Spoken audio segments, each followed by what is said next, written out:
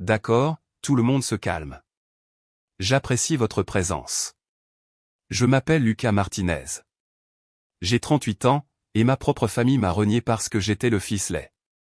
Je n'exagère pas, ils m'ont littéralement rayé de leur vie et de leur testament parce que mon visage d'adolescent avec un appareil dentaire et de l'acné ne correspondait pas à leur précieuse image de famille.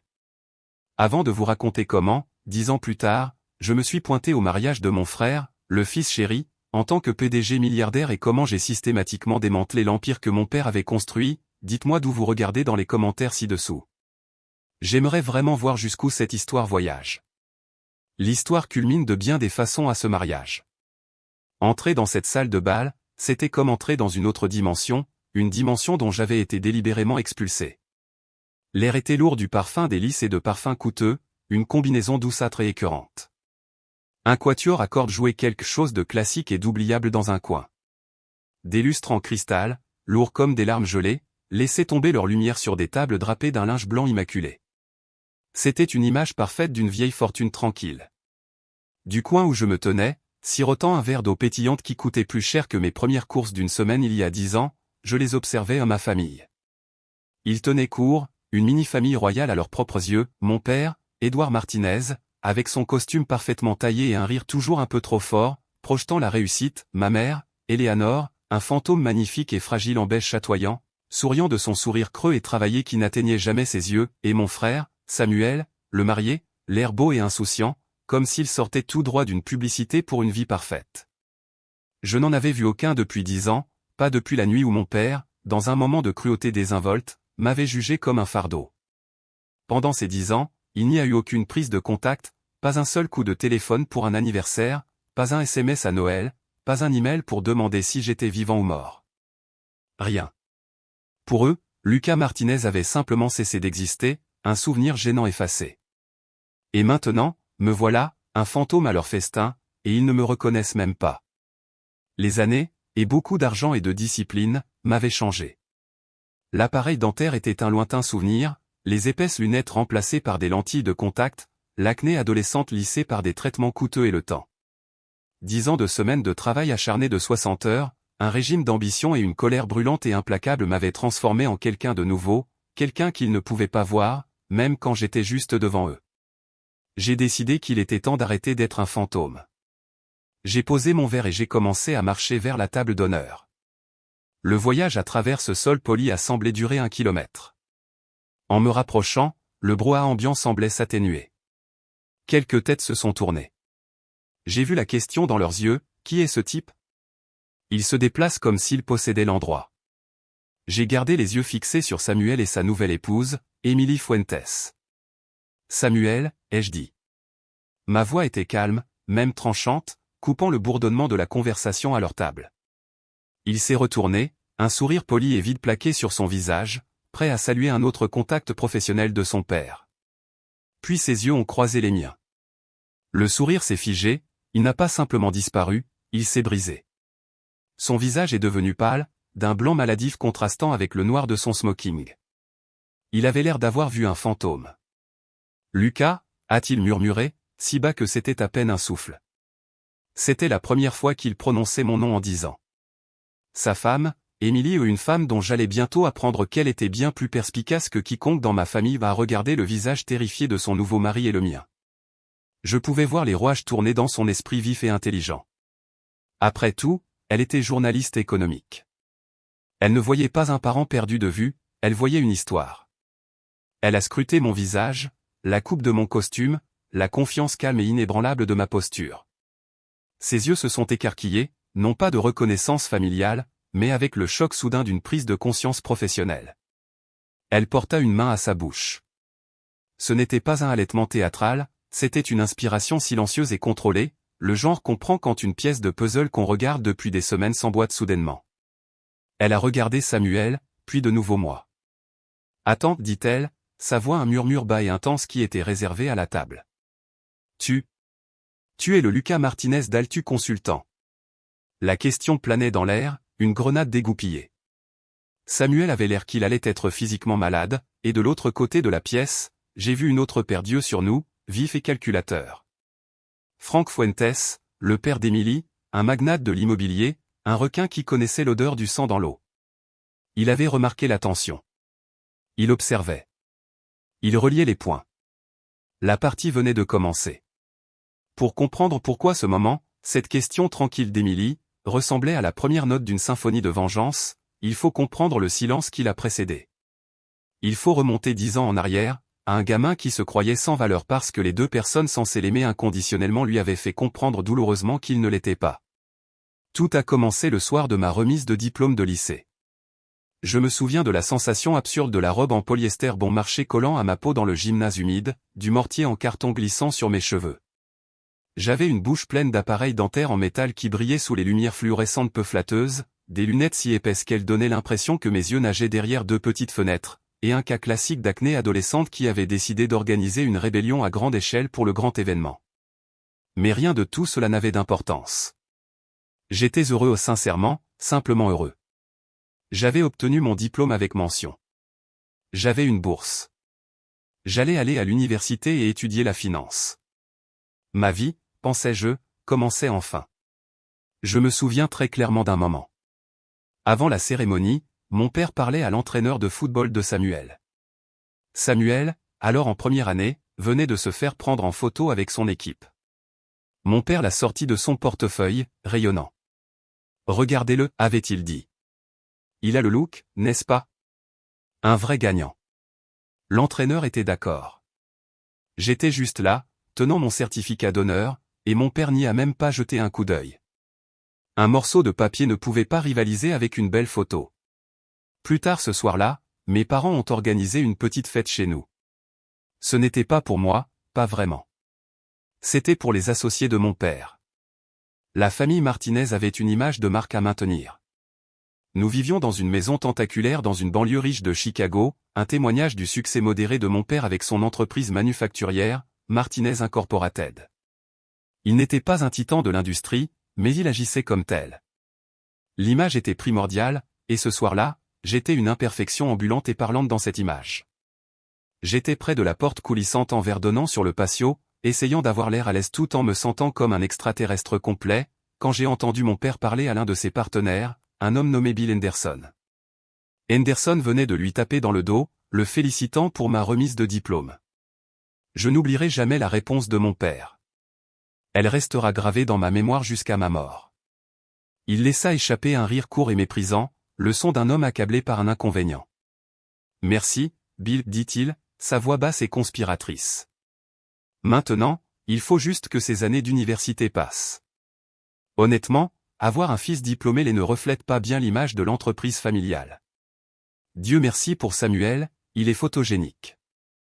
Un fils diplômé l'est. Pas seulement l'est, un fils diplômé l'est, comme si ma réussite scolaire rendait d'une certaine manière mon apparence encore plus offensante. Les mots ne m'ont pas seulement frappé à l'estomac, ils m'ont vidé. Ma fierté, mon bonheur, tout mon sentiment de valeur personnelle se sont évaporés en un instant. Mon père n'était pas seulement mon père, il était un gestionnaire de marque, et j'étais un produit défectueux. Je me suis éclipsé sans que personne ne le remarque et je suis monté dans ma chambre. Le diplôme sur ma commode semblait se moquer de moi. Je me suis regardé dans le miroir et, pour la première fois, je ne me suis pas vu. J'ai vu ce qu'il voyait, non pas un enfant intelligent avec un avenir, mais une collection de défauts, un appareil dentaire, des lunettes, des boutons à un fardeau, une gêne ambulante et parlante. Le lendemain matin, la maison était calme. Je les ai trouvés dans la cuisine. Mon père lisait The Wall Street Journal, un rituel aussi sacré que l'église. Ma mère arrangeait des fleurs dans un vase en cristal, un autre de ces rituels conçus pour créer un périmètre de beauté contre la laideur de la réalité. J'ai entendu ce que tu as dit hier soir, ai-je dit. Ma voix tremblait, mais j'étais déterminé à faire sortir les mots. À Monsieur Henderson. Mon père n'a même pas levé les yeux de son journal. Je ne sais pas de quoi tu parles, Lucas. Tu m'as traité de laid, ai-je insisté, ma voix devenant plus forte. Tu as dit que j'étais mauvais pour l'image de la famille. Il plia lentement et délibérément son journal et le plaça précisément au centre de la table. Il m'a regardé alors, et ses yeux étaient froids et clairs, comme de la glace. Il n'y avait aucun remords. Il n'y avait que de l'irritation que ses pensées privées aient été rendues publiques. Tu n'étais pas censé entendre ça. C'était une conversation privée.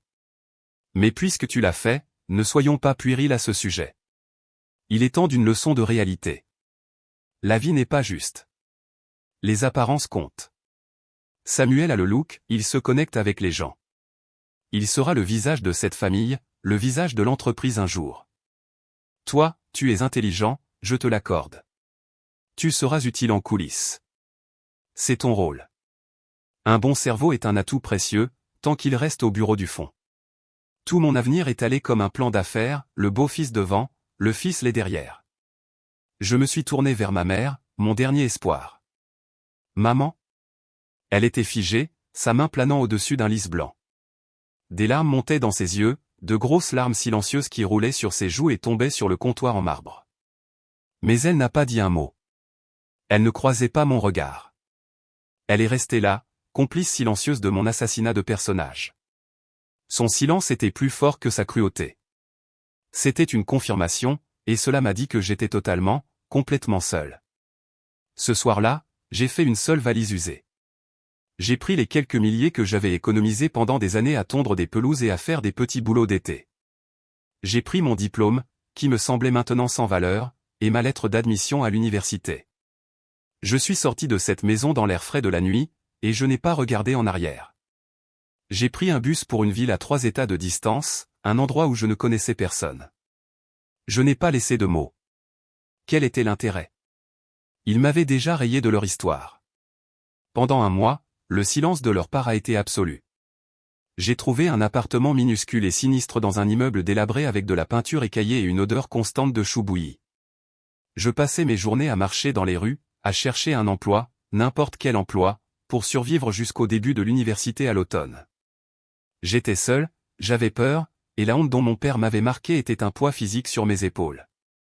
Puis l'enveloppe est arrivée. Ce n'était pas une lettre. Elle venait de leur avocat. Elle était froide, formelle et précise. Le Martinez Family Trust, y indiquait-il, avait été officiellement modifié. Mon nom avait été supprimé.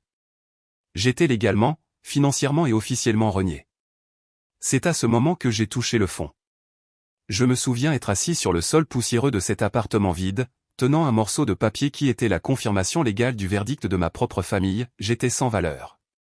Quelque chose en moi s'est brisé ce jour-là, mais dans l'épave, quelque chose d'autre s'est forgé, une résolution froide et dure qui ressemblait à de l'acier dans mes veines. Ma nouvelle vie a commencé à l'arrière d'un restaurant graisseux, à laver des montagnes de vaisselle sale. L'eau chaude m'ébouillantait les mains, la puanteur de la nourriture avariée s'accrochait à mes vêtements, mais j'accueillais la douleur physique. C'était une distraction de l'agonie émotionnelle. Tous les soirs, je rentrais à la maison épuisé et j'étudiais.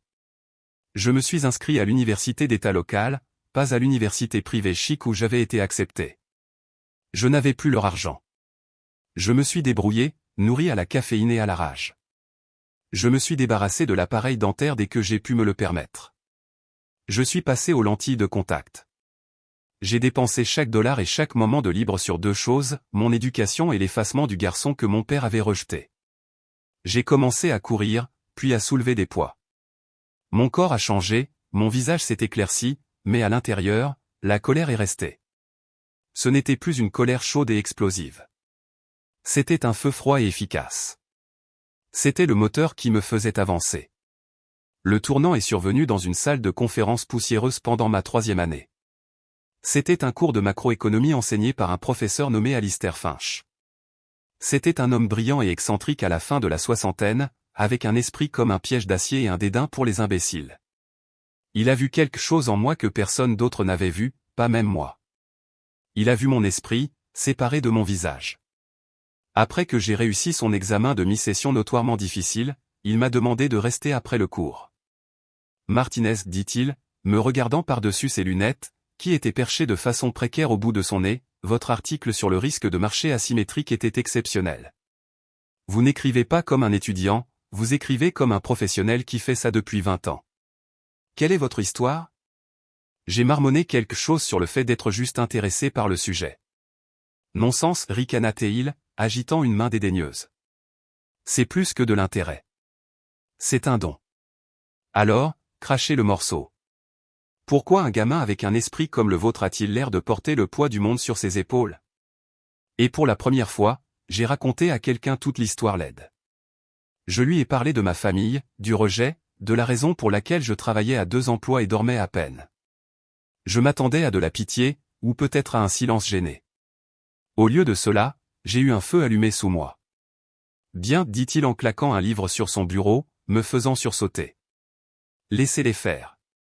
Laissez leur monde pathétique et superficiel être le petit étang stagnant dans lequel ils vivent. Vous, mon garçon, étiez destiné à l'océan. Le rejet est la meilleure chose qui vous soit jamais arrivée, il vous a libéré. N'osez pas gaspiller cette liberté dans une simple vengeance. C'est un jeu de dupes. Construisez un empire si vaste qu'ils ne peuvent même pas en comprendre les frontières. Créez de la valeur, surpassez-les en innovation, surpassez-les en construction.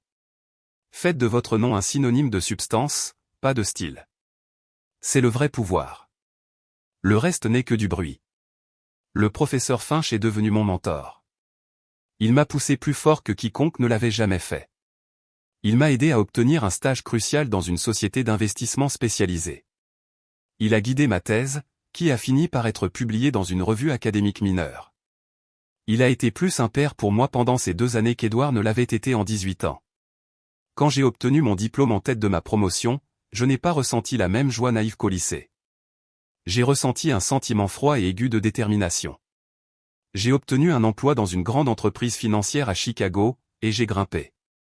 J'étais impitoyable, j'étais implacable. J'étais plus intelligent et travaillais plus dur que quiconque dans la pièce. Je vivais dans un petit appartement et j'économisais chaque centime. 5 ans après avoir quitté la maison, j'ai fondé Altu Consultant. Ce n'était que moi dans un petit bureau loué avec un bureau d'occasion et une machine à café, mais j'avais un plan, une stratégie que l'on avait élaborée avec Finch. J'ai utilisé des analyses de données complexes pour identifier les niches de marché que les grandes entreprises lourdes ignoraient. Mes premiers clients étaient de petites entreprises, mais je leur ai fait gagner beaucoup d'argent. Le bouche à oreille s'est répandu. 3 ans plus tard, Altu Consultant a décroché un client énorme, une entreprise technologique sur le point de faire son introduction en bourse. J'ai restructuré l'ensemble de leurs modèles financiers, identifié leurs principaux moteurs de valeur et les ai parfaitement positionnés pour le marché. L'introduction en bourse a été un succès retentissant, et soudain, mon nom au Lucas Martinez a été chuchoté dans les bons cercles. Altu Consultant était sur la carte. À 38 ans, je n'étais pas seulement un succès, j'étais un milliardaire. J'avais construit mon empire à partir de rien, et j'avais tout fait sans eux. J'utilisais rarement ma photo dans les publications, préférant un profil bas. J'avais une nouvelle vie, une nouvelle identité, forgée dans le feu de leur rejet. Et puis, un après-midi d'automne frisquet, une enveloppe est arrivée à mon bureau. C'était du papier cartonné épais de couleur crème. Mon assistante, Isabella, l'a laissé sur mon bureau.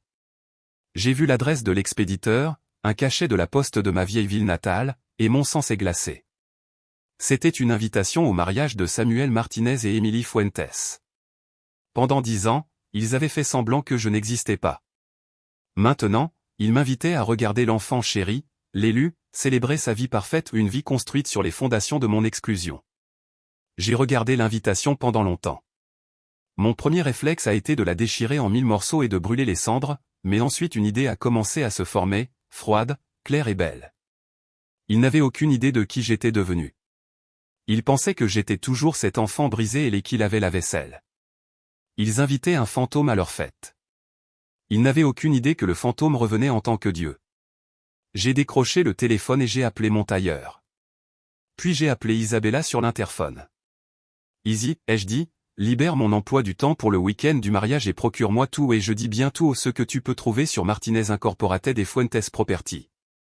Je veux connaître chaque dollar, chaque dette et chaque petit secret inavouable. Je me suis adossé à ma chaise et j'ai regardé la ligne d'horizon de la ville depuis mon bureau en attique. Pour la première fois depuis longtemps, j'ai souri un vrai sourire. Il est temps, ai-je murmuré à la pièce vide, de rentrer à la maison. Les semaines précédant le mariage ont été une masterclass de chaos maîtrisé. Il ne s'agissait pas seulement de se préparer à une confrontation, il s'agissait de se préparer à la guerre. Toute mon entreprise, Altu Consultant, avec ses équipes d'analystes brillants et de mineurs de données, est devenue ma salle de guerre personnelle. Ma directrice de l'exploitation, Isabella Rossi, était mon général 5 étoiles. Izzy était redoutable, une femme d'une quarantaine d'années à l'esprit vif et à l'attitude intransigeante que je respectais profondément. Elle était avec moi presque depuis le début, à l'époque où Altu n'était qu'un nom sur une porte vitrée. Elle était la seule personne sur Terre à connaître toute mon histoire, toute la laide vérité.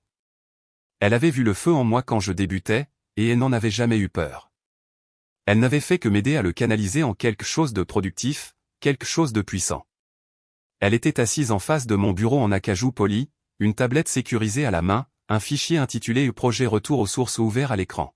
« Alors, quelle est la finalité, Lucas » demanda-t-elle, les yeux rivés sur l'écran. Elle ne tournait jamais autour du pot. C'était l'une des choses que j'appréciais le plus chez elle. Tu entres, tu affiches une mention à 6 chiffres, ta valeur nette, tu fais en sorte qu'ils se sentent petits, et ensuite tu ressors? C'est ça le plan? Parce que si c'est le cas, c'est un peu télé-réalité de jour, tu ne trouves pas? Je me permis un petit sourire. Je fixais la silhouette de Chicago à travers la baie vitrée, un panorama de verre et d'acier dont je me sentais désormais faire partie. C'est le plan simple, admis-je, le fantasme de vengeance que j'ai en boucle depuis que j'ai 18 ans. Mais, relança Izzy, ses doigts tapotant impatiemment sur le bord de la tablette. Mais ça me semble petit, dis-je, en me retournant vers elle. C'est ce qu'il ferait. Tout est question d'image, de surface. J'ai passé 10 ans à construire quelque chose de réel, quelque chose basé sur la substance, sur les données, sur les résultats. Si je dois faire ça, ça doit être selon mes conditions. Il faut que ce soit la compétence qui écrase l'incompétence. Il faut que ce soit une leçon magistrale, pas une crise de colère. Izzy hocha lentement la tête, un petit sourire dangereux se dessinant sur ses lèvres. J'espérais que tu dirais ça, parce que les informations que mon équipe a déterrées sont bien plus intéressantes que de simplement embarrasser ton père lors d'une fête. Ce n'est plus un drame familial, Lucas, c'est une prise de contrôle d'entreprise qui n'attend que de se produire. Elle fit glisser son doigt sur l'écran de sa tablette, et une série de graphiques financiers complexes et de documents internes acquis par des moyens sur lesquels je ne m'étais jamais interrogé apparurent. Martinez Incorporated est en difficulté, dit-elle, sa voix baissant d'un ton conspirateur, de graves difficultés. Ton père la soutient depuis 2 ans avec une série de prêts à taux d'intérêt élevés de plus en plus risqués, provenant de prêteurs peu recommandables. Il a hypothéqué tout le siège social de l'entreprise, la maison familiale, tout sur le papier, pour un observateur occasionnel, ça semble solvable, mais c'est un château de cartes. Une forte rafale de vent, et tout s'écroule. Je sentis un frisson froid me parcourir l'échine. Ce n'était pas de la joie, c'était la sensation d'un chasseur voyant sa proie trébucher dans un piège parfaitement tendu. À quel point est-ce grave? Il est à 6 mois de faire défaut sur un prêt relais de Sterling Capital qui déclencherait une défaillance en cascade de toutes ses autres dettes, dit-elle sans embâche. Il est désespéré, ce qui explique ce mariage. Ce n'est pas seulement une union familiale. Frank Fuentes est de la vieille école, il valorise les liens familiaux, la tradition. Edouard espère que ce mariage ouvrira la porte à un partenariat, un investissement, un sauvetage de Fuentes Property. Il voit Frank comme son chevalier blanc.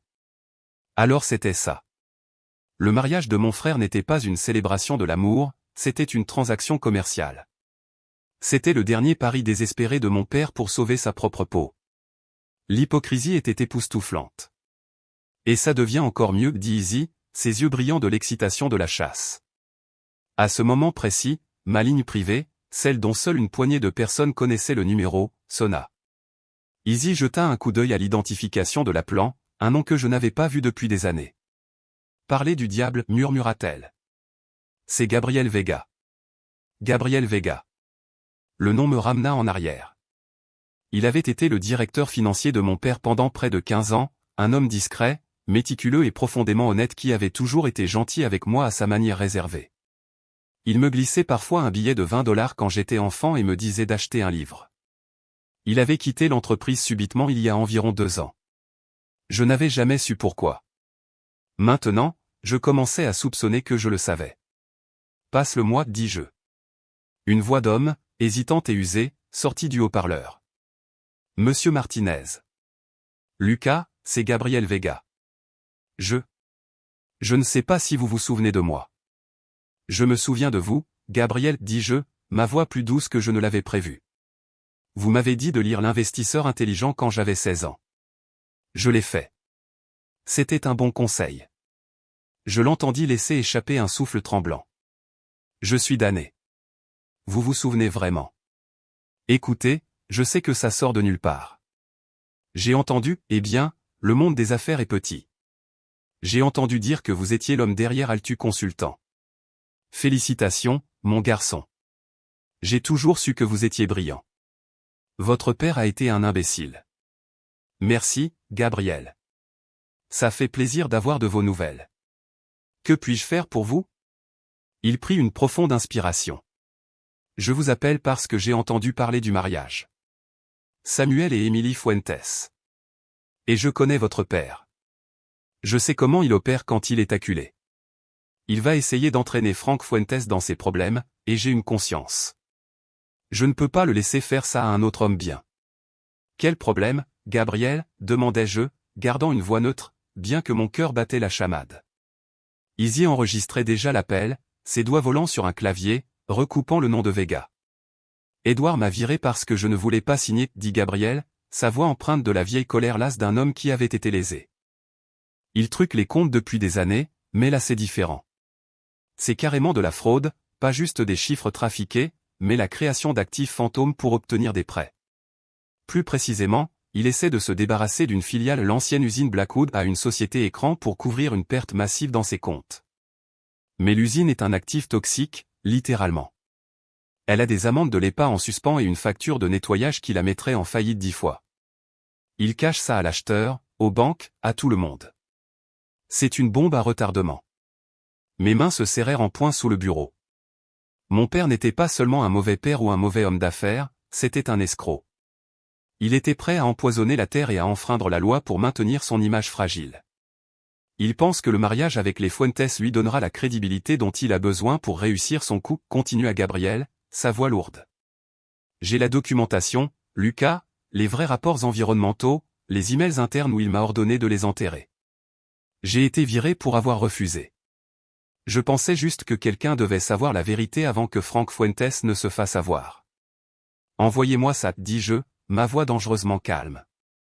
Envoyez-moi ça tout de suite, Gabriel. Crypté. Après la fin de l'appel, la pièce resta silencieuse pendant longtemps. Le personnel venait de devenir professionnel. Le drame familial s'était transformé en crime en col blanc. Il ne s'agissait plus seulement d'un père qui avait rejeté son fils. Il s'agissait d'un criminel qui était sur le point d'entraîner toute une famille, y compris celle de la nouvelle femme de mon frère, dans sa crasse. Izzy rompit le silence. Alors, je te le demande encore, dit-elle doucement, mais avec un tranchant d'acier, quelle est la finalité? Je regardais le fichier sur sa tablette, la photo de mon père affichant son faux sourire lors d'un événement caritatif, la photo de Samuel et Emily, l'heureux couple à la une des pages mondaines. Ils étaient tous pris dans cette toile de mensonges. Et puis il y avait Emily, la journaliste. L'équipe d'Izzy avait été minutieuse. Ils avaient un rapport d'un contact qui avait vu Emily et Samuel dans une vive dispute dans un restaurant la semaine dernière. Le contact était un lecteur sur les lèvres. Les mots état financier, honnêteté et les mensonges de votre père avaient été clairement identifiés. Alors, la future mariée savait qu'elle se mariait dans un château de cartes, et elle testait son futur mari, lui donnant une dernière chance de choisir un camp. Allait-il se ranger du côté des mensonges de son père, ou du côté d'elle et de la vérité? Mon frère, l'enfant chéri, était enfin forcé de grandir. La situation entière était une bombe à retardement, et le mariage était le compte à rebours jusqu'à 0. Je me levai et retournai à la fenêtre. La ville en contrebas était une carte tentaculaire du pouvoir et de l'argent, un jeu que j'avais appris à jouer mieux que quiconque. Mon père m'avait appris que le monde était cruel et superficiel. Il avait raison, mais il avait commis une erreur fatale, il avait créé l'homme capable d'utiliser ses règles contre lui, mais avec un esprit stratégique auquel il ne pourrait jamais espérer égaler. La finalité, c'est lui, dis-je en me retournant de la fenêtre. Mes yeux étaient froids, clairs et absolument certains. La finalité, c'est que je vais à ce mariage, et je vais donner à mon père exactement ce qu'il mérite, pas seulement l'humiliation, pas seulement la vengeance, la justice. Le genre qui est écrit dans des contrats légaux et appliqué par la SEC. Je pris l'invitation au mariage sur mon bureau. Elle me semblait différente maintenant. Ce n'était plus une insulte, c'était une opportunité, une invitation à l'exécution de l'héritage d'Édouard Martinez. Et j'allais être celui qui allait brandir la hache. Le jour du mariage arriva, un samedi d'automne parfait et frais, le genre de jour pour lequel on écrit des poèmes. Je ressentis une étrange sensation de calme alors que l'avion d'affaires de l'entreprise descendait vers un aérodrome privé à l'extérieur de Chicago. Une berline noire, élégante et anonyme, m'attendait sur le tarmac. Alors que nous traversions les rues familières et bordées d'arbres de mon ancien quartier, je ne ressentis rien, ni nostalgie, ni tristesse. C'était comme regarder un film de la vie de quelqu'un d'autre, une histoire que j'avais lue mais jamais vécue. J'arrivais tard au North Shore Country Club, juste au moment où le cocktail battait son plein. Une manœuvre calculée. La cérémonie était terminée, les invités étaient détendus, buvant et se prélassant dans l'éclat de la richesse reflétée. Je pénétrai dans la grande salle de bal, et c'était exactement comme je l'avais imaginé, mais empire une mer de costumes chers, de robes étincelantes et de sourires faux et minutieusement brillants. L'air vibrait au son de bavardages polis et dénués de sens. J'étais invisible, un fantôme dans un costume Tom Ford. Je me frayais un chemin à travers la foule, et personne ne me jeta un second regard. Ils voyaient le costume, la confiance, et supposaient que j'appartenais à cet endroit, mais le visage ne signifiait rien pour eux. Je croisais un groupe d'hommes parlant fort de leur handicap au golf et un groupe de femmes comparant leur récent voyage en Europe. C'était un monde hermétiquement clos de la réalité. Puis je la vis ma tante Carole, la sœur de mon père, tenant un verre de champagne comme un sceptre. Elle était la directrice des communications officieuses de la famille, une experte de la pique subtile, du soupir inquiet et du compliment doucereux et venimeux. Elle avait toujours défendu Samuel tout en me traitant avec une sorte de dédain apitoyé. Elle parlait à une femme plus jeune que je ne reconnaissais pas. En passant, j'entendis un fragment. « C'est bien dommage pour l'autre, disait tante Carole, sa voix dégoulinant de fausse sympathie. Personne n'a plus de nouvelles de lui depuis des années. Édouard et Éléanore ont eu le cœur brisé. C'est une cicatrice qu'ils garderont toujours. » Le mensonge était tellement éhonté, tellement rodé, qu'il me fit presque rire. Je continuai à marcher. Mes principales cibles, cependant, étaient mon père et Frank Fuentes. Je les repérais près de l'absurde et gigantesque gâteau de mariage à 7 étages. Mon père, Édouard, était dans son élément. Il avait son bras nonchalamment drapé sur le dossier d'une chaise, riant fort à quelque chose que Frank avait dit. Il était obséquieux, essayant désespérément de projeter une image de camaraderie facile, de deux patriarches unissant leur puissante dynastie. C'était une performance pathétique et transparente. Frank Fuentes, en revanche, était une bête différente. Il était plus petit que mon père, plus silencieux, mais il rayonnait une sorte de pouvoir gravitationnel dense qui pliait la pièce autour de lui. Il ne riait pas, il écoutait, ses yeux vifs et intelligents ne manquant rien. C'était un requin, et mon père était un phoque maladroit qui barbotait dans l'eau, désespéré d'obtenir son approbation. Je décidai qu'il était temps de faire mon premier pas. J'avais besoin de planter une graine de doute. Je me dirigeai vers le bar, me positionnant près d'une autre conversation que Frank avait, cette fois avec un autre homme d'affaires que je reconnaissais comme le directeur d'une banque locale. J'attendis une accalmie, une pause naturelle dans leur discussion sur les taux d'intérêt, puis j'avançai, non pas vers eux, mais vers le barman. « Excusez-moi, dis-je, ma voix juste assez forte pour être entendue. » Je commandai un soda club, puis me tournai légèrement, comme si je remarquais Frank pour la première fois. Je feignis un air de légère surprise. « Monsieur Fuentes ?» »« Enchanté. »« Lucas Martinez. » Je lui tendis la main. Frank me regarda, un éclair de surprise dans ses yeux vifs. Il ne me connaissait ni d'Ève ni d'Adam, mais le nom de mon cabinet dans ses cercles avait désormais un poids considérable. Il me serra la main. C'était une poignée de main ferme, sèche et directe. « Martinez, dit-il, sa voix un grondement grave. De Altu Consultant. Le travail de votre cabinet sur l'introduction en bourse de la société technologique a été impressionnant. Très agressif. Très intelligent. Merci, monsieur, dis-je, un modèle de professionnalisme calme. Nous croyons aux fondamentaux solides. Sur le marché volatile d'aujourd'hui, on ne peut pas être trop prudent quant à savoir avec qui l'on s'associe. Je pris une gorgée de mon eau, laissant mes yeux vagabonder de manière significative autour de la pièce opulente. Le processus de vérification diligente est primordial. Nous examinions une acquisition potentielle le mois dernier. Tout semblait excellent en surface, mais en creusant un peu, on a trouvé des passifs cachés, des risques environnementaux non divulgués. Un seul actif instable peut faire tomber tout un portefeuille. C'est un chant de mine. Je laissai les mots flotter dans l'air pendant un moment. Je ne regardais pas mon père, qui me regardait maintenant de l'autre côté de la pièce avec un froncement de sourcils confus et irrité. Qui était ce parvenu qui parlait à faire avec son prix? Je vis un éclair de compréhension, et autre chose, quelque chose comme de l'alarme, dans le regard de Franck Fuentes. C'était un homme qui comprenait le sous-texte. Il comprenait le risque. Je venais de lui tendre un énorme drapeau rouge enveloppé d'une courtoisie professionnelle. Bon conseil, monsieur Martinez, dit Franck lentement, ses yeux se rétrécissant légèrement alors qu'il me réévaluait, ne voyant plus seulement un invité au hasard, mais un joueur. Appelez-moi Lucas, s'il vous plaît, dis-je avec un petit sourire confiant. Profitez du mariage. J'adressai un signe de tête poli aux deux hommes et m'éloignai, laissant Franck Fuentes avec une graine de doute plantée fermement dans son esprit. Mon père me fixait maintenant, son irritation grandissant. Il ne me reconnaissait toujours pas. Pour lui, j'étais juste un rival, un concurrent inconnu essayant de s'immiscer sur son territoire. L'ironie était si forte que je pouvais la goûter. Mon prochain arrêt était mon frère. Je le vis debout seul pendant un moment, sa femme Émilie ayant été entraînée par une nuée de cousines. Il avait l'air dépassé, un peu perdu, une marionnette dont les ficelles étaient tirées par des forces qu'il ne pouvait pas contrôler. Je m'approchai de lui. Samuel. Il se tourna, et cette fois, il y eut un éclair de reconnaissance indéniable, pas complet, mais un sentiment de familiarité profonde et enfouie qu'il ne pouvait pas tout à fait situer. Je suis désolé, nous nous sommes déjà rencontrés? Vous me dites quelque chose. Il y a longtemps, dis-je, ma voix dépourvue de chaleur. Vous avez l'air nerveux. C'est le jour de mon mariage, dit-il avec un rire faible et peu convaincant. Je suis censé l'être. Vraiment, demandai-je doucement, me penchant légèrement, ou est-ce une fusion d'entreprises? Vous devez faire attention, Samuel. Assurez-vous de savoir exactement ce que vous vous engagez à faire dans le mariage, et dans les affaires. Parfois, les dettes du père retombent sur le fils. Son visage pâlit. Il savait. Il savait exactement de quoi je parlais. Les disputes de lui et d'Émilie avaient clairement porté sur ce sujet même.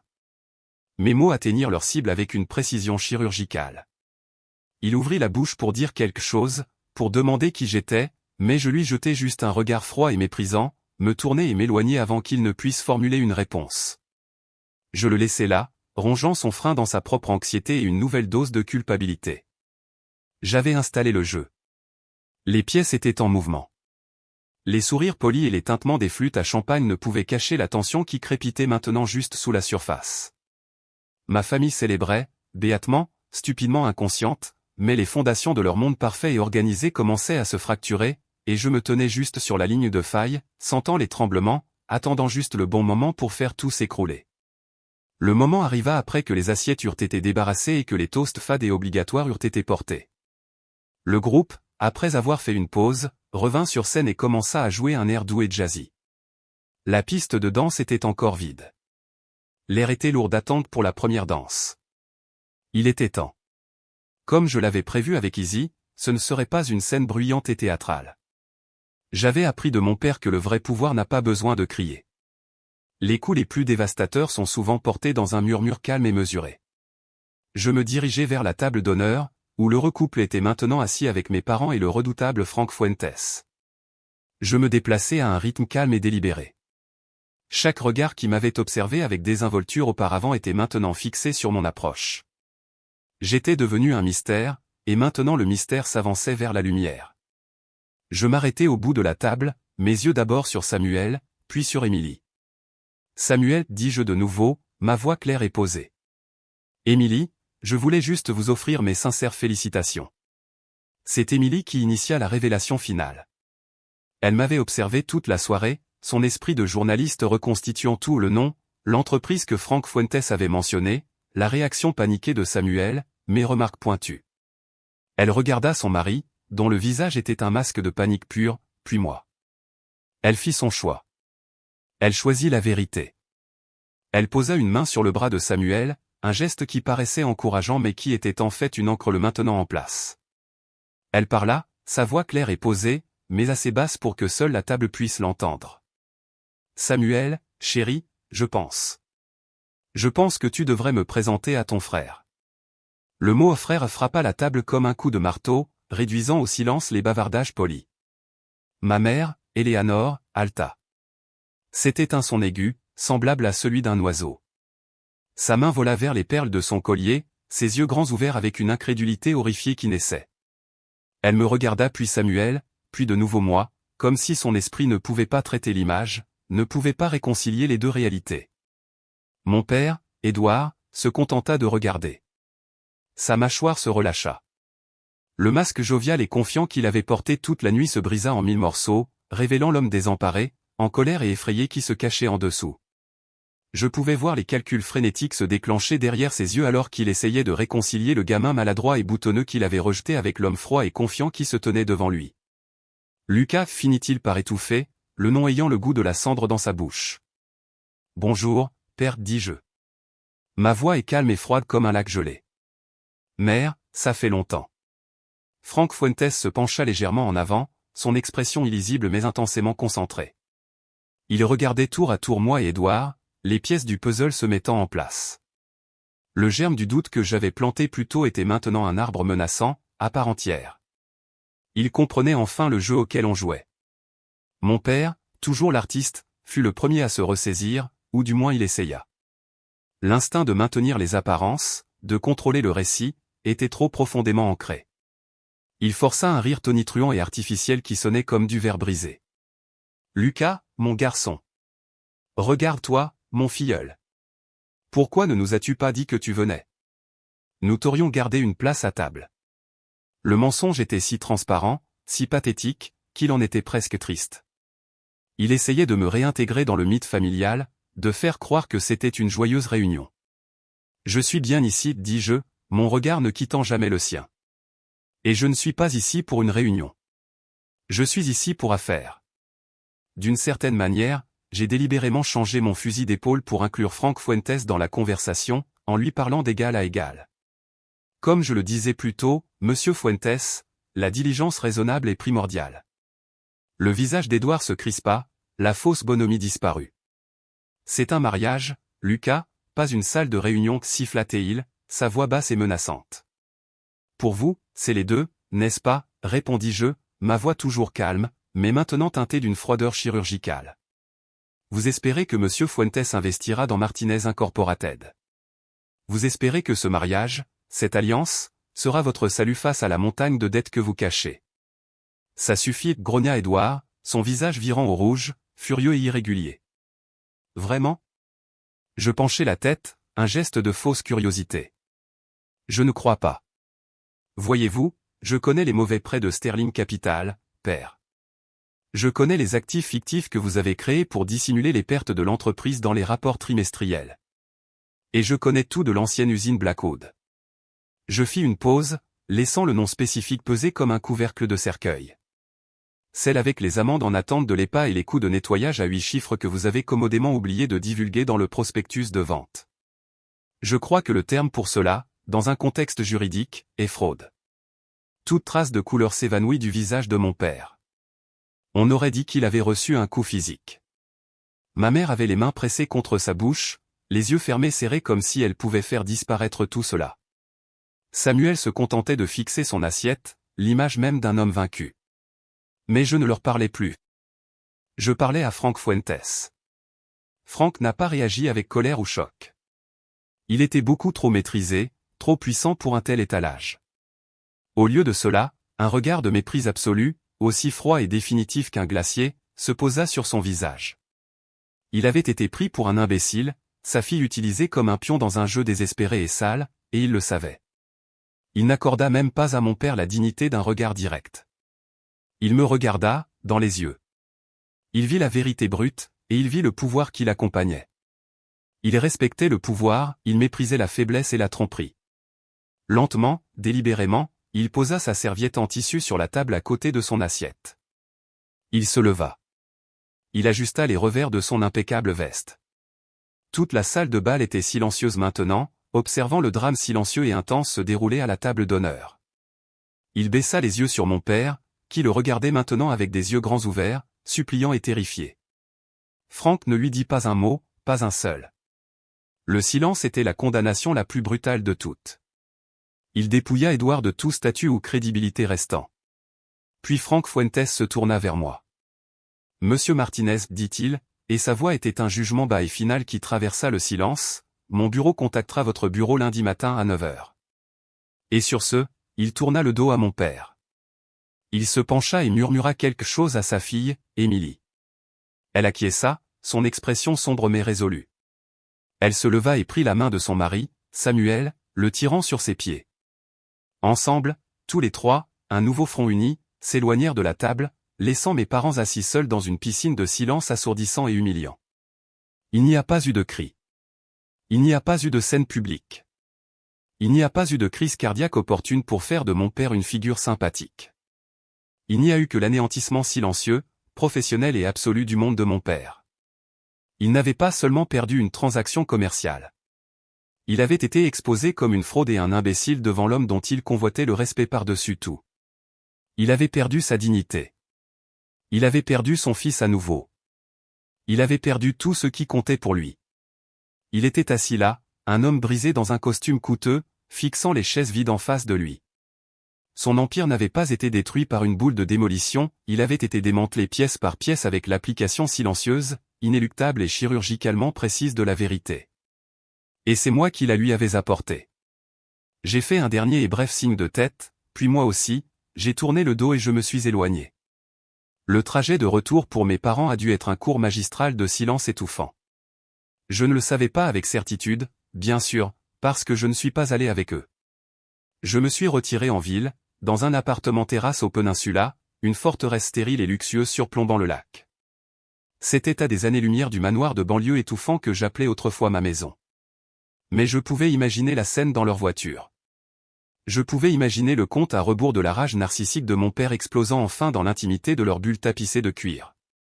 Le lendemain, mon téléphone a sonné. Un numéro local que je ne reconnaissais pas.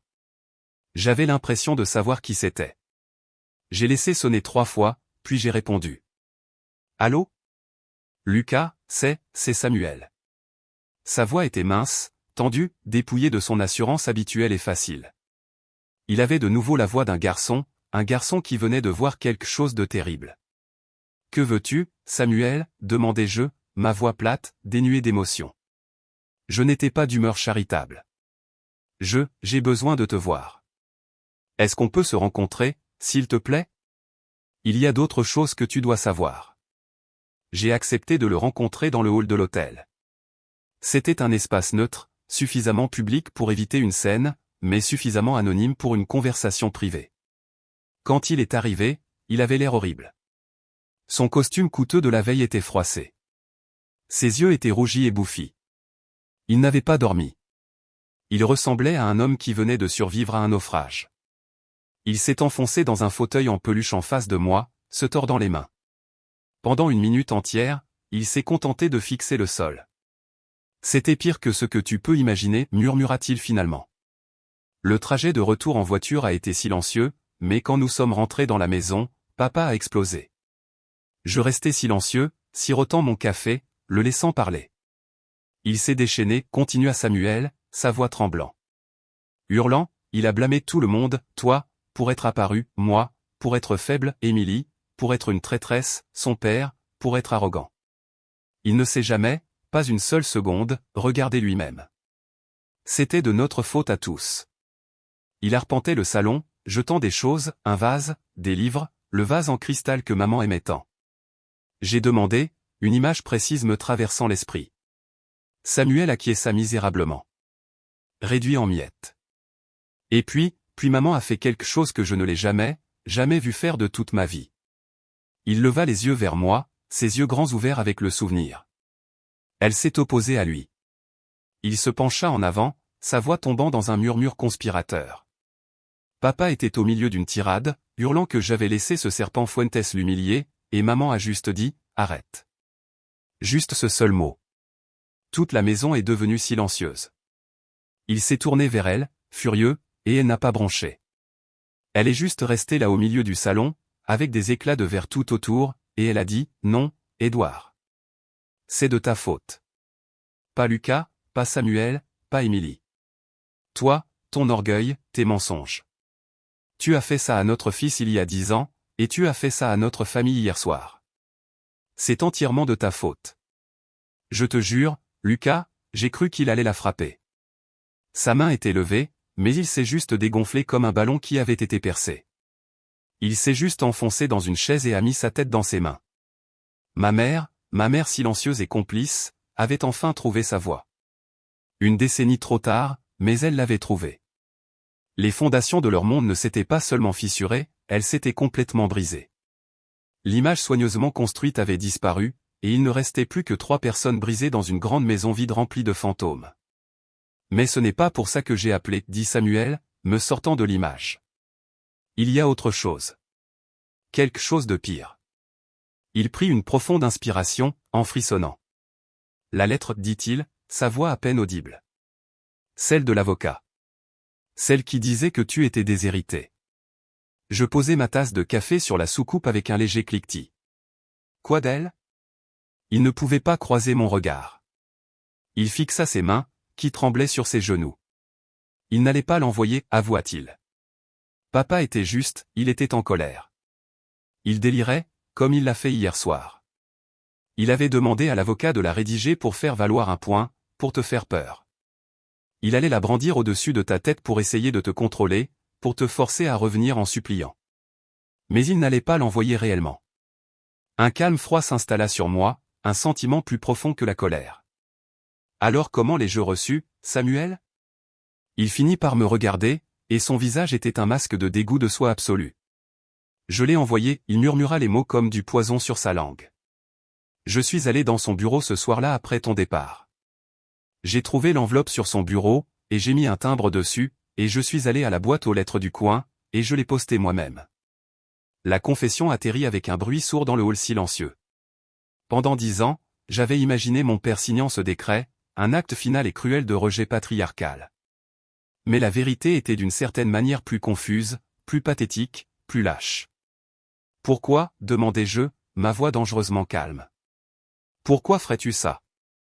Parce que j'étais un lâche, dit-il, les mots jaillissant dans un flot de honte. Et j'étais jaloux. J'étais tellement jaloux de toi, Lucas. Tu étais toujours plus intelligent, tu travaillais toujours plus dur. Je savais au fond de moi que tu étais meilleur que moi, et j'avais peur. J'avais peur qu'un jour tu reviennes, et que papa finisse par le voir aussi, et que je sois le deuxième. Je voulais que tu partes. Je pensais que si tu croyais qu'il t'avait complètement et totalement coupé les vivres, tu resterais loin pour de bon. Je l'ai fait pour me débarrasser de ma compétition. C'était égoïste, et c'était cruel, et j'ai vécu avec la culpabilité de cela chaque jour pendant les 10 dernières années. Ce n'était pas le discours noble, je l'ai fait pour ton propre bien auquel je m'attendais peut-être à moitié. C'était la vérité laide et brute. Il n'avait pas essayé de m'aider, il avait essayé de se sauver lui-même. C'était la confession d'un homme faible, et d'une manière étrange, c'était la première chose vraiment honnête qu'il m'ait jamais dite. Je n'ai rien dit pendant longtemps. Je me suis contenté de le regarder, l'enfant chéri admettant finalement que sa couronne était en fer-blanc. As-tu jamais une seule fois, demandai-je finalement, ma voix aussi tranchante qu'un éclat de verre, pensé à ce que cette lettre me ferait? Un gamin effrayé de 18 ans seul dans une nouvelle ville? Il sursauta comme si je l'avais giflé. Oui, murmura-t-il. Chaque jour. Je me suis levé. La confession n'effaçait pas le passé, elle ne guérissait pas la blessure. Mais elle en changeait la forme. Ma colère avait toujours été dirigée vers un peu monolithique. Maintenant, il s'était fracturé en individus, chacun avec ses propres raisons pathétiques, égoïstes et profondément humaines. Merci de m'avoir dit la vérité, dis-je. Les mots étaient formels, distants. Rentre chez toi, Samuel. Prends soin de ta femme. D'après ce que j'ai vu, c'est la meilleure chose qui te soit arrivée. Je l'ai laissé assis là dans le hall, un homme enfin forcé de rendre des comptes pour les conséquences de ses choix. Je me suis éloigné, me sentant ni plus léger, ni plus lourd, juste différent. L'ancienne colère était toujours là, mais elle était accompagnée d'un nouveau sentiment de vide. Les méchants de mon histoire n'étaient pas de magnifiques monstres maléfiques, ce n'étaient que de petits hommes faibles et effrayés. Et je n'étais pas sûr de ce qui était le pire. Le lundi matin après le mariage était froid et gris, un parfait reflet de la nouvelle réalité pour la famille Martinez. À 9 heures précises, comme Frank Fuentes l'avait promis, les rouages ont commencé à tourner. Mais l'appel important n'est pas venu du bureau de Franck au mien, il est venu de mon bureau à celui de mon père. Je n'ai pas passé l'appel moi-même.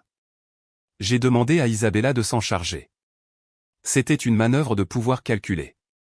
Je n'étais plus un fil cherchant une validation ou un paria cherchant à entrer. J'étais le PDG d'Altu Consultant, un prédateur qui avait patiemment et méthodiquement acculé sa proie. C'était du business, froid, dur et définitif. J'étais dans ma salle de conférence avec Izzy et deux de nos meilleurs avocats d'affaires quand elle a passé l'appel. Elle l'a mis sur haut-parleur pour que nous tous puissions l'entendre. Nous avons entendu le clic, puis la voix tremblante de la secrétaire de mon père, une femme qui travaillait pour lui depuis 30 ans. Martinez Incorporated, bonjour. Ici Carole à l'appareil. Bonjour, Carole, dit Izzy, sa voix nette et parfaitement professionnelle. Ici Isabella Rossi, directrice des opérations d'Altu Consultant. J'appelle pour Édouard Martinez. Veuillez l'informer que c'est de la part de notre PDG, Lucas Martinez. Il y a eu un moment de silence maladroit à l'autre bout, un son étouffé de surprise, puis le clic du bouton de mise en attente. Une minute plus tard, qui a semblé une éternité, la voix de mon père est arrivée. Elle était dépouillée de tout son fanfaronnade habituel. Elle était mince, ressemblant à un roseau, la voix d'un homme au bord d'une falaise. « Qu'est-ce que c'est que ça ?» demanda-t-il, essayant de paraître provocateur mais échouant misérablement. « Monsieur Martinez, commença Izzy, son ton ferme alors qu'elle lisait la proposition que nous avions rédigée, nous appelons pour présenter une offre formelle, non négociable. Comme vous le savez, et comme notre équipe d'experts comptables peut le vérifier professionnellement, Martinez Incorporated est actuellement insolvable. Sur la base de votre endettement, de vos passifs cachés et de vos expositions juridiques en suspens, vous devriez déposer le bilan en vertu du chapitre 7 au cours du prochain trimestre fiscal. » Le silence à l'autre bout était lourd. Je pouvais l'imaginer dans son grand fauteuil en cuir, le fauteuil qu'il considérait comme son trône, se ratatinant dedans. Il savait que c'était vrai. Nous savions que c'était vrai. La partie était terminée. Altu Consultant, continua Izzy, sa voix aussi tranchante qu'un scalpel, offre par la présente d'acquérir 100% des actifs et des passifs de Martinez Incorporated. Cette offre évitera une faillite catastrophique. Elle protégera les emplois de vos employés restants, et elle satisfera vos principaux créanciers, les empêchant de s'en prendre à vous personnellement. Je pouvais entendre la respiration saccadée et superficielle de mon père. Il attendait la trappe, le prix, l'humiliation finale. Et quelle est l'offre, réussit-il enfin à demander, sa voix faible. Izzy fit une pause, laissant le silence s'étirer, une forme de torture exquise. Notre offre pour l'acquisition complète de Martinez Incorporated, une entreprise dont la valeur comptable est de plusieurs dizaines de millions, est de $1. Un seul dollar. Le son qui sortit du haut-parleur était quelque chose entre un halètement et un sanglot. C'était le son de tout le travail de la vie d'un homme, son orgueil, son nom, son héritage, étant évalué à moins qu'une tasse de café. C'est une insulte, balbutia-t-il, sa voix se brisant. Non, monsieur, le corrigea froidement Izzy. C'est un sauvetage. Une faillite en vertu du chapitre 7 ne vous laisserait avec rien. Votre réputation serait définitivement détruite, vos actifs liquidés, et vous seriez très certainement confronté à des poursuites judiciaires de la part de vos créanciers et actionnaires pour les activités frauduleuses de l'usine Blackwood. Des activités que Gabriel Vega a si bien documentées pour nous. Nous avons une copie de ce dossier, au fait. Tout comme Franck Fuentes. Échec et mat. Nous l'avions, et il le savait. Il y a, bien sûr, quelques conditions, ajouta Izzy, tournant le couteau dans la plaie. Les conditions étaient les véritables dents de l'accord, l'architecture de sa nouvelle prison. Premièrement, dit-elle, vous, Édouard Martinez, recevrez le titre de président honoraire. Vous conserverez un bureau au siège social. Vous n'aurez cependant aucun pouvoir exécutif, aucun pouvoir de décision, aucun accès aux finances de l'entreprise, et aucun siège au nouveau conseil d'administration. Le titre est une courtoisie pour éviter une panique parmi les employés les plus anciens. Vous serez une figure de proue, un fantôme, une cage dorée. Il pouvait garder l'apparence de son ancienne vie, le bureau, le titre, mais il serait totalement impuissant à l'intérieur. Il devait vivre avec son échec chaque jour, parcourant les couloirs de l'entreprise qu'il avait construite et perdue. C'était une punition bien plus appropriée que de simplement le chasser. Deuxièmement, continua-t-elle, sa voix ferme, Samuel Martinez se verra offrir un poste de direction de niveau intermédiaire au sein de la nouvelle structure d'entreprise, relevant d'un directeur régional. Son maintien en poste dépendra des évaluations trimestrielles des performances, comme tout autre employé. Il n'y aura aucun traitement spécial. Mon frère, l'enfant chéri, devrait réellement travailler pour gagner sa vie, sous l'ombre du frère qu'il avait essayé d'effacer. Il devrait gagner sa place. Les contrats sont en cours d'acheminement à votre bureau par un coursier pendant que nous parlons, conclut Izzy. Vous avez 24 heures pour accepter. Si nous ne recevons pas les documents signés avant 9 heures demain, l'offre est retirée, et nous transmettrons notre dossier sur l'usine Blackwood à la SEC et au Wall Street Journal. Le choix, Monsieur Martinez, vous appartient. Elle raccrocha, mettant fin à l'appel avec un clic décisif. La pièce était silencieuse. J'ai regardé Izzy. Elle a simplement levé un sourcil. Vous êtes un homme impitoyable, Lucas Martinez, dit-elle, non pas comme une critique, mais comme une déclaration de fait. Il m'a appris comment faire, répondis-je, ma voix plate. Il m'a appris qu'en affaires, soit on construit quelque chose de substantiel, soit on devient un passif. Il n'a simplement jamais pensé que la règle s'appliquerait à lui. Le lendemain matin à 8h45, un coursier nerveux livra les contrats signés à notre bureau. Il avait plié. Il n'avait pas d'autre choix. Une semaine plus tard, j'entrai au siège de Martinez Incorporated pour la première fois en 10 ans. Ce n'était plus son entreprise, c'était la mienne. Je ne me suis pas annoncé. Je suis juste entré. J'ai dépassé le bureau de la réception, où la réceptionniste fixait, la bouche légèrement bée. J'ai parcouru les couloirs, où les employés chuchotaient et fixaient, reconnaissant mon visage dans le communiqué de presse officiel. J'ai pris l'ascenseur jusqu'à l'étage de la direction.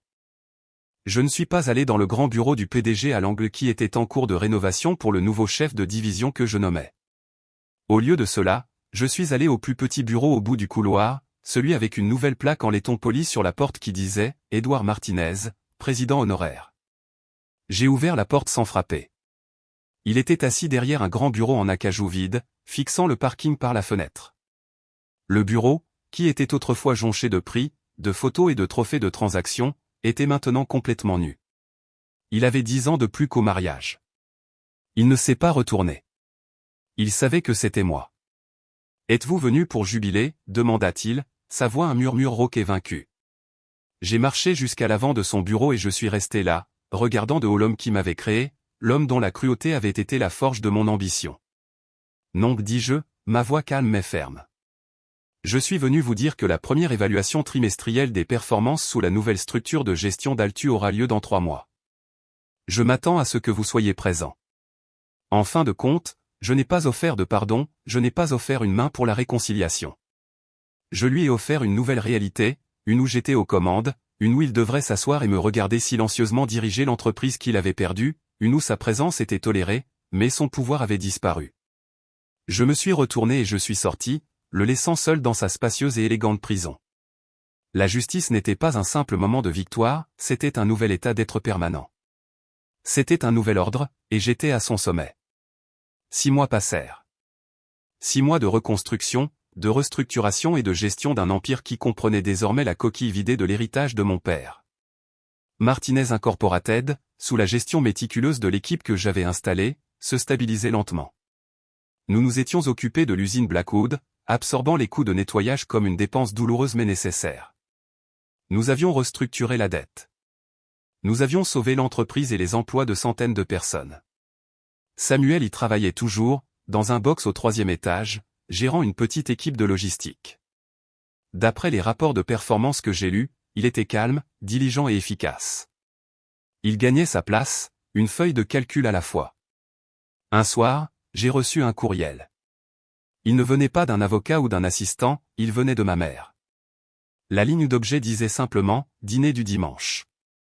Le courriel était court, hésitant, comme s'il avait été tapé par une main qui était incertaine d'elle-même. « Lucas ? Je fais un pot-au-feu dimanche. Juste nous 4. J'aimerais beaucoup que tu viennes. Pas de discussion d'affaires, juste le dîner. Ton père est d'accord. Juste nous 4. Les mots semblaient étrangers, comme une langue que j'avais autrefois connue mais longtemps oubliée. Mon premier instinct a été de le supprimer, de l'ignorer, de maintenir la distance froide et professionnelle qui était devenue mon armure. Mais la curiosité, et peut-être autre chose, quelque chose que je ne pouvais pas tout à fait nommer, une lueur du garçon qui avait autrefois juste voulu sa famille, m'a fait taper en retour un seul mot. D'accord. Ce dimanche-là, je suis retourné à cette maison, celle que j'avais fuie au milieu de la nuit il y a une éternité. En remontant le chemin de pierre, j'ai vu que l'aménagement paysager méticuleux était légèrement envahi par la végétation. Quelques mauvaises herbes parsemaient les parterres de fleurs, un signe de négligence. La façade parfaite s'effritait, littéralement. Ma mère ouvrit la porte avant que je puisse frapper, comme si elle avait attendu près de la fenêtre. Elle était différente.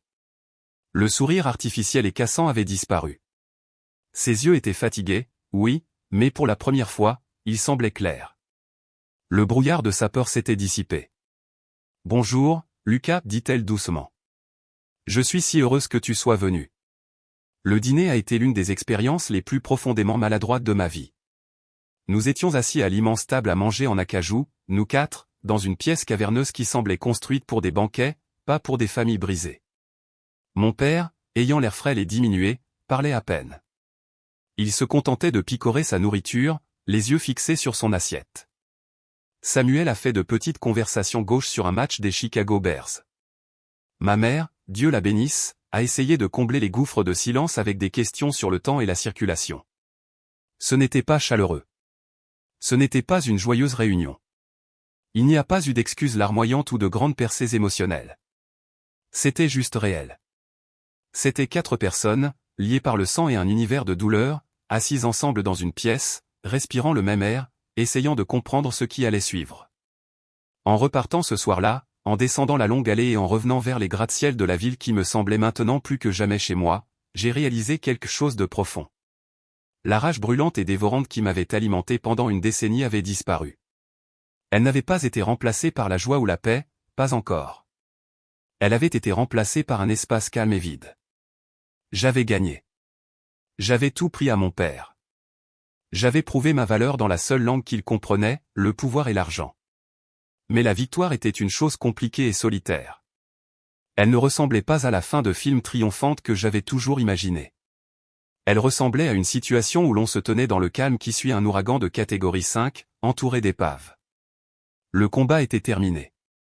L'ennemi était vaincu. Et maintenant, le long, dur et incertain travail de reconstruction devait commencer. Je n'avais pas trouvé le pardon dans ce dîner silencieux et maladroit. Je n'avais pas trouvé une fin de conte de fées.